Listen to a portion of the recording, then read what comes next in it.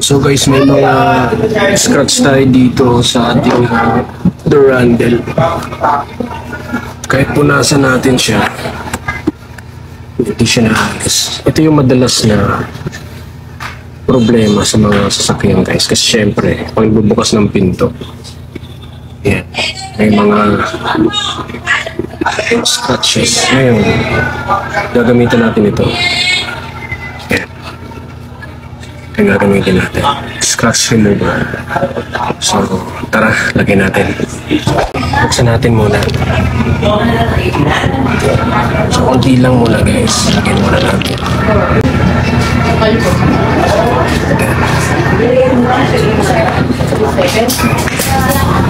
So, ang sabi sa instruction, lagyan lang natin tapos patagalin natin ng siguro mga 1 minute na nailagay natin siya. Tapos, tsaka natin pupunasan. Tsaka natin i-rarab.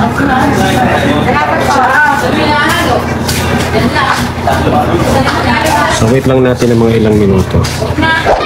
So, yun, rub na natin.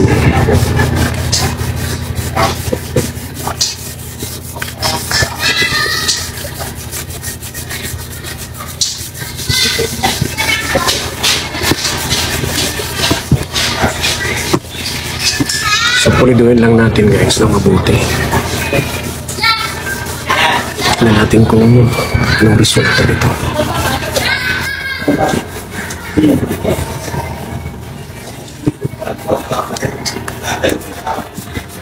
Yun.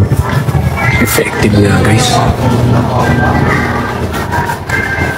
Effective nga. Wow, galing nga. Ito lang pala ang kailangan natin sa mga scratch ng ating sasakyan. Ayun, ganda. Wala. Legit nga. Ang galing ah. Ito lang yan guys.